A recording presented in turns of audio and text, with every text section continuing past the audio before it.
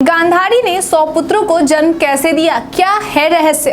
अगर आप महाभारत की कथा जानते हैं तो यह भी जानते होंगे कि महाभारत में पांडवों की संख्या 5 थी जो कुंती के पुत्र थे, लेकिन कौरवों की माता गांधारी थी और पिता धृतराष्ट्र थे। यह सच है कि गांधारी के 100 पुत्र थे, लेकिन सवाल यह उठता है कि एक महिला एक साथ 100 पुत्रों को भला कैसे जन्म दे सकती है? यह तो बिल्कुल असंभव और झूठ लगता है, लेकिन यह सच है कि गांधारी के गर्भ से 100 पुत्रों का जन्म हुआ था। है ना हैरान कर देने वाली बात?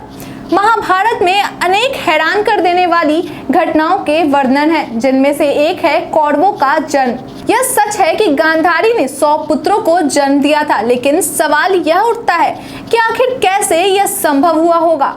गांधारी के 100 पुत्रों को कौरवों के नाम से जाना जाता है और उनमें जो सबसे बड़ा पुत्र था वह दुर्योधन था।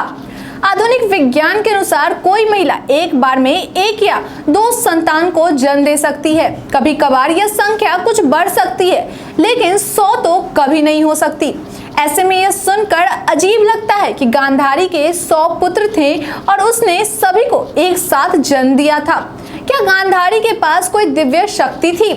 आपको भी यह जानने की उत्सुकता बढ़ रही होगी कि आखिर यह कैसे हुआ होगा कि गांधारी ने 100 पुत्रों को जन्म दिया। तो आइए अब जानते हैं कि गांधारी ने 100 पुत्रों को जन्म कैसे दिया था। गांधारी गांधार के राजा सुबल की पुत्री थी। गांधारी का विवाह हस्तिनापुर के राजा धृतराष्ट्र से हुआ था। यह जानने पर कि गांधारी के पति नेत्रहीन थे तो उसने भी अपनी आंखों पर पट्टी बांध ली थी और साथ ही अपनी आंखों से दुनिया को नहीं देखने का शपथ भी लिया।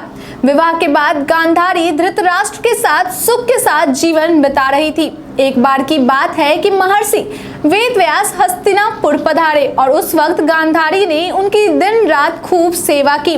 गांधारी की इस सेवा से खुश होकर वेदव्यास ऋषि ने गांधारी को वर मांगने को कहा। गांधारी ने 100 बलवान पुत्रों की माता होने का वरदान मांगा। महर्षि वर देकर चले गए। कुछ दिनों के बाद गांधारी गर्भवती हुई, परंतु ऐसा कहते हैं कि गांधारी 9 महीने नहीं 2 वर्ष तक गर्भवती रही। बाद में उसके गर्भ से मांस का एक टुकड़ा निकला और व्यास ऋषि ने इस मांस के टुकड़े को 101 भागों में बांटकर अलग अलग घड़े में रखने का आदेश दिया।